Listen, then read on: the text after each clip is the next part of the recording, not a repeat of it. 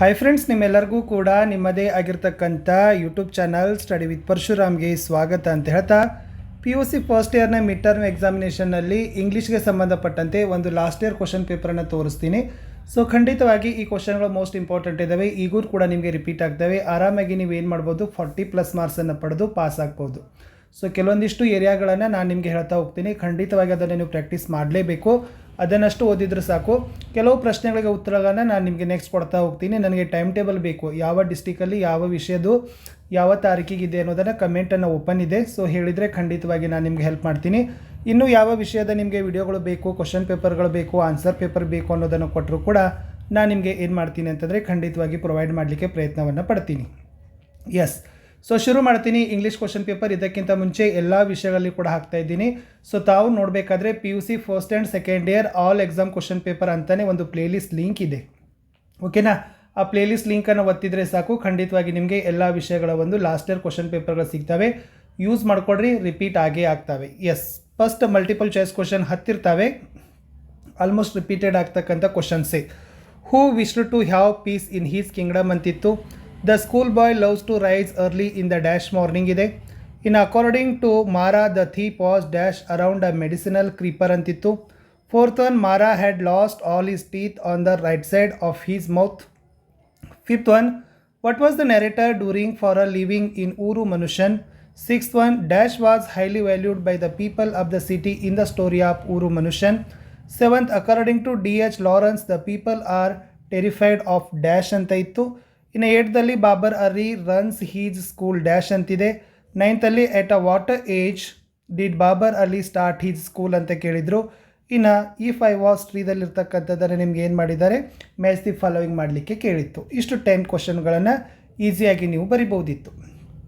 ಇನ್ನು ಸ್ವಲ್ಪ ನಿಮ್ಗೆ ಏನಾಗ್ತದಪ್ಪ ಅಂದರೆ ವರ್ಬ್ ಫಾರ್ಮ್ ಮೇಲೆ 3 ಮಾರ್ಕ್ಸಿಗೆ ಕ್ವಶನ್ಗಳು ಬರ್ತವೆ, ಓಕೆನಾ? ಆಲ್ರೆಡಿ ಇದೆ, ಸೆಂಟೆನ್ಸನ್ನು ಓದಿದರೆ ಗೊತ್ತಾಗ್ತದೆ ಯಾವ ವರ್ಬ್ ಫಾರ್ಮ್ಗಳನ್ನು ಸಿಂಪಲ್ಲು, ಫಾಸ್ಟು, ಪ್ರೆಸೆಂಟಲ್ಲಿ ನೀವು ಅದನ್ನು ಹಾಕಬೇಕು ಅನ್ನೋದನ್ನು ನಿಮಗೆ ಗೊತ್ತಾದರೆ ಖಂಡಿತವಾಗಿ ನೀವು ಅದನ್ನು ಸ್ಕೋರ್ ಮಾಡ್ತೀರಿ. ಇನ್ನು ಬಿ ಪಾರ್ಟಲ್ಲಿ ಏನು ಕೇಳಿದ್ದಾರೆ ಅಂತಂದರೆ ಅಲ್ಲಿನೂ ಕೂಡ ವರ್ಬ್ ಫಾರ್ಮ್ಸ್ಗಳನ್ನೇ ತುಂಬಬೇಕು. ಸೂಟೇಬಲ್ ವರ್ಬ್ ಫಾರ್ಮ್ಗಳನ್ನು ತುಂಬಿ ರೀರೈಟ್ ಮಾಡಬೇಕು, ಅಥವಾ ಆನ್ಸರ್ ಜಸ್ಟ್ ಓನ್ಲಿ ಬರೆದ್ರೂ ಕೂಡ ನಿಮಗೆ ಅಂಕಗಳನ್ನು ಕೊಡ್ತಾರೆ. ಈ 13 ಕ್ವಶನ್ ಅಂತೂ ಭಾಳ ಈಸಿ. ಆಲ್ರೆಡಿ ನೀವು SSLCಯಲ್ಲಿ ಕಲ್ತೀರಿ. ಲ್ಯಾಂಗ್ವೇಜ್ ಫಂಕ್ಷನ್ಗಳ ಮೇಲೆ ಇರ್ತಕ್ಕಂಥದ್ದು, ಓಕೆ?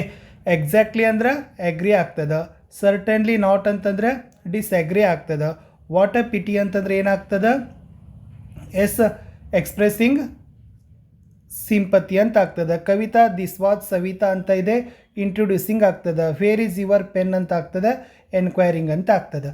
ಸೊ ಈ ಲ್ಯಾಂಗ್ವೇಜ್ ಫಂಕ್ಷನ್ಗಳ ಮೇಲೆ ಆರಾಮಾಗಿ 5 ಮಾರ್ಕ್ಸನ್ನು ನೀವು ಪಡಿಬೋದು, ಸ್ವಲ್ಪ ನೀವು ವರ್ಕ್ಗಳನ್ನು ಮಾಡಿ. ಇನ್ನು ಟೋಟಲಿ 6 ಕ್ವಶನ್ಗಳನ್ನು ನೀವೇನು ಮಾಡಬೇಕಪ್ಪ ಅಂತಂದರೆ ಬರಿಬೇಕು. ಪ್ರತಿಯೊಂದಕ್ಕೂ ಎಷ್ಟು ಮಾರ್ಕ್ಸ್ಪ ಅಂದರೆ 4 ಮಾರ್ಕ್ಸು. ಪ್ರತಿ ಉತ್ತರಗಳು ಎಷ್ಟಿರಬೇಕು, 8 to 10 ಲೈನ್ಸಲ್ಲಿ ನೀವೇನು ಮಾಡಬೇಕು, ಉತ್ತರಗಳನ್ನು ಬರಿಬೇಕು. ಸೊ ನಾನು ನಿಮಗೆ ಸಮರಿಗಳನ್ನೇ ಕೊಡ್ತೀನಿ, ಜಸ್ಟ್ ಅದನ್ನು ಓದಿದ್ರು ಕೂಡ ಸಾಕು, ನೀವು ಆರಾಮಾಗಿ ಬರಿಬೋದು. ಜಸ್ಟ್ ನಾನು ನಿಮ್ಗೆ ಹೇಳ್ತೀನಿ, ಅಷ್ಟು ಮಾಡ್ಕೊಂಡು ಹೋಗಿ. ದ ಸ್ಕೂಲ್ ಬಾಯ್ ಸಮ್ಮರಿ ಒಂದು ಪ್ರಿಪೇರ್ ಮಾಡಿಕೊಡ್ರಿ. ಮನಿ ಮ್ಯಾಡ್ನೆಸ್ ಅನ್ನೋದಾಗಿರ್ಬೋದು, the gentlemen of the jungle ಆಗಿರ್ಬೋದು, ಅರೌಂಡ್ ಎ ಮೆಡಿಕಲ್ ಕ್ರೀಪರ್ ಆಗಿರ್ಬೋದು, ಊರು ಮನುಷ್ಯನ್ ಆಗಿರ್ಬೋದು, ಆಮೇಲೆ ಈ ಬಾಬರ್ ಅಲಿ ಅವರ ಸ್ಕೂಲ್ದಲ್ಲಿ ಬರ್ತಿರ್ತಕ್ಕಂಥ ಅದು ಒಂದು ಪದ್ಯಪಾಠ ಆಗಿರ್ಬೋದು. ನಾನು ಎಷ್ಟು ಹೇಳಿದ್ದೀನಿ, ಸ್ಕೂಲ್ ಬಾಯ್ 1 ಹೇಳಿದ್ದೀನಿ, ಮನಿ ಮ್ಯಾಡ್ನೆಸ್ 2 ಹೇಳಿದ್ದೀನಿ, ಆಮೇಲೆ the gentlemen of the jungle 3 ಆಗಿರ್ಬೋದು, ಮೆಡಿಕಲ್ ಕ್ರೀಪರ್ 4 ಆಗಿರ್ಬೋದು, ಊರು ಮನುಷ್ಯನ್ 5 ಆಗಿರ್ಬೋದು. 5 ಸಮರಿಗಳ ಮೇಲೆ ನೀವೇನು ಮಾಡ್ಬೋದು, ಆರಾಮಾಗಿ ಉತ್ತರಗಳನ್ನು ಏನು ಮಾಡ್ಬೋದು, ಬರಿಬೋದು, ಆರಾಮಾಗಿ ಈಸಿಯಾಗಿ ಬರೋದು. ಸೊ 6 ಮಾರ್ಕ್ಸ್ಗೂ ಇದೇ ಇರ್ತದೆ, 4 ಮಾರ್ಕ್ಸ್ಗೂ ಇದೇ ಇರ್ತದೆ, ಮತ್ತು 6 ಮಾರ್ಕ್ಸ್ಗೂ ಕೂಡ ಇದೇ ಇರ್ತಕ್ಕಂಥದ್ದು. ಸೊ ಇಲ್ಲಿ ಇದೆ, ಇಫ್ ಐ ವಾಸ್ ಟ್ರೀದು ಒಂದು ಸಮರಿ ಇತ್ತು, ಅಥವಾ the gentlemen of the jungle ಅಂತ ಇದೆ. 200 ವರ್ಡ್ಸ್ ಅಂತಂದರೆ ಏನಾಗ್ಬೋದು, 1 ಪೇಜ್ ಆದರೂ ನೀವು ಏನು ಮಾಡಬೇಕು, ಮಿನಿಮಮ್ ಬರೀಲೇಬೇಕಾಗಿರ್ತಕ್ಕಂಥ ಪ್ರಶ್ನೆಗಳು. ಇದನ್ನು ನೀವು ಪ್ರಿಪೇರ್ ಮಾಡಿಕೊಡ್ರಿ. ಸೊ ಅದನ್ನು ನಾನು ಕೂಡ ನಿಮಗೆ ನೆಕ್ಸ್ಟ್ ವೀಡಿಯೋಗಳಲ್ಲಿ ಖಂಡಿತವಾಗಿ ಕೊಡ್ತೀನಿ, ಶಾರ್ಟ್ ಆನ್ಸರ್. ಇನ್ನು 10 ಮಾರ್ಕ್ಸ್ ಆರಾಮಾಗಿ ನೀವು ಏನು ಮಾಡ್ಬೋದಪ್ಪ ಅಂದ್ರೆ ಪ್ಯಾಸೇಜಲ್ಲಿ ಬರಿಬೋದು. ಇಲ್ಲಿ 6 to 7 ಮಾರ್ಕ್ಸನ್ನು ಆರಾಮಾಗಿ ನೀವು ಏನು ಮಾಡ್ಬೋದು, ಕೀವರ್ಡ್ಸ್ಗಳನ್ನು ಹುಡುಕಾಡೋ ಉತ್ತರಗಳನ್ನು ಆರಾಮಾಗಿ ಬರಿಬೋದು. 1, 2, 3 ಮಾರ್ಕ್ಸ್ ಏನಾಗಿರ್ತದಪ್ಪ ಅಂದರೆ ಗ್ರಾಮರ್ ಸೆಕ್ಷನ್ ಇರ್ತದೆ. ಗ್ರಾಮರ್ ಸ್ಟ್ರಾಂಗ್ ಇತ್ತಂದರೆ ಈಸಿ ಮಾಡ್ಬೋದು, ಇಲ್ಲಾದರೂ no problem. Which is the most dangerous bird in the world ಅಂತದ, ಜಸ್ಟ್ ಹುಡುಕಾಡ್ತಾ ಹೋಗಿ. ಫಸ್ಟದ್ದು the cassowary is the most dangerous bird in the world ಅಂತದ. ಸೊ ಅದನ್ನೇ ಬರೆದು ಬಿಡ್ರಿ, ಉತ್ತರ ಕಂಪ್ಲೀಟ್ ಆಗ್ತದೆ.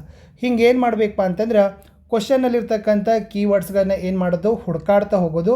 ಸೊ ಕಂಪ್ಲೀಟ್ ಆಗಿರ್ತಕ್ಕಂಥದ್ದು ಏನು ಬರೆಯೋದು. ಬಿನೂ ಕೂಡ ಇಲ್ಲೇ ಇದೆ ನೋಡಿ. The cassowary is found in New Guinea and northern Australia ಅಂತದ. ಇದು ಬಿ ಉತ್ತರ ಆಯಿತು. ಇಷ್ಟು ಸಿಂಪಲ್ಲಾಗಿ ವರ್ಕ್ ಮಾಡಿದರೂ ಕೂಡ ನೀವು 6-7 ಮಾರ್ಕ್ಸನ್ನು ಆರಾಮಾಗಿ ಏನು ಮಾಡ್ಬೋದು, ಪ್ಯಾಸೇಜಲ್ಲಿ ಪಡಿಬೋದು. ಸ್ವಲ್ಪ ವರ್ಕ್ ಮಾಡಬೇಕಾಗ್ತದೆ, ಸೊ ಮಾಡಲೇಬೇಕು. ಇನ್ನು ನೆಕ್ಸ್ಟ್ ಮತ್ತೆ ಗ್ರಾಮರ್ ಸೆಕ್ಷನ್ ಇರ್ತದೆ ಫ್ರೆಂಡ್ಸ್. ಅದರಲ್ಲಿ ಆರ್ಟಿಕಲ್ಸ್ ಇದ್ದಾವೆ 2 ಮಾರ್ಕ್ಸಿಗೆ. ಸೊ ಡೆಫಿನೆಟ್ ಆರ್ಟಿಕಲ್ಸ್ ಮತ್ತು indefinite articles, A and the ಎಲ್ಲೆಲ್ಲಿ ಅದನ್ನು ಬಳಕೆ ಮಾಡಬೇಕು ಅನ್ನೋದನ್ನು ನೀವು ಆಲ್ರೆಡಿ SSLCಯಲ್ಲಿ ಕಲ್ತಿದ್ದೀರಿ. ಇನ್ನು ಚೂರು ಅದನ್ನು ಸ್ವಲ್ಪ ವರ್ಕ್ ಮಾಡಿ ನೆಕ್ಸ್ಟ್ ವಿಡಿಯೋದಲ್ಲಿ ನಾನು ನಿಮಗೆ ರೂಲ್ಸ್ಗಳನ್ನು ಹೇಳ್ತೀನಿ. ನೆಕ್ಸ್ಟ್ ಪ್ರಿಪೋಸಿಷನ್ ಮೇಲೆ 2 ಮಾರ್ಕ್ಸ್ ಕ್ವಶನ್ ಅದ. ಟು, ಫಾರ್, ಆ್ಯಂಡ್ ಅದ. ಸೊ ಯಾವ ಪ್ರಿಪೋಸಿಷನನ್ನು ಯಾವ ಒಂದು ಕೇಸಲ್ಲಿ ಯೂಸ್ ಮಾಡಬೇಕು ಅನ್ನೋದನ್ನು ನೀವೇನು ಮಾಡಬೇಕು, ಬರಿಬೇಕು. ಅನಂತರ ಇದಂತೂ ಕೂಡ ವೆರಿ ಈಸಿ ಅದ. ಸೊ ಕ್ವಶನ್ ಟ್ಯಾಗ್ಗಳನ್ನು ಮಾಡ್ತಕ್ಕಂಥದ್ದಾಗಿರ್ಬೋದು, ಡೂ ಫಾರ್ಮ್ ಮಾಡ್ತಕ್ಕಂಥದ್ದಾಗಿರ್ಬೋದು, frame a question, get underline word ಆಗಿರ್ಬೋದು, WH ಕ್ವಶನ್ಗಳನ್ನು ಫ್ರೇಮ್ ಮಾಡ್ತಕ್ಕಂಥದ್ದನ್ನು ಕೂಡ ನೀವು ಕಲಿಬೇಕು. ಸೊ ಇವುಗಳು ಕೂಡ ನಿಮ್ಗೆ ಏನಾಗ್ತಾವಪ್ಪ ಅಂದರೆ ಡೆಫಿನೆಟಾಗಿ ಬರ್ತಕ್ಕಂಥ ಒಂದು ಪ್ರಶ್ನೆಗಳು. ಇನ್ನು ಈ ಡೈಲಾಗ್ ಏನದಲ್ಲ ಭಾಳ ಈಸಿ ಇರ್ತದೆ, ಅದನ್ನು ನೀವೇ ಸ್ವಂತಾಗಿ ಬರೆಯೋದು.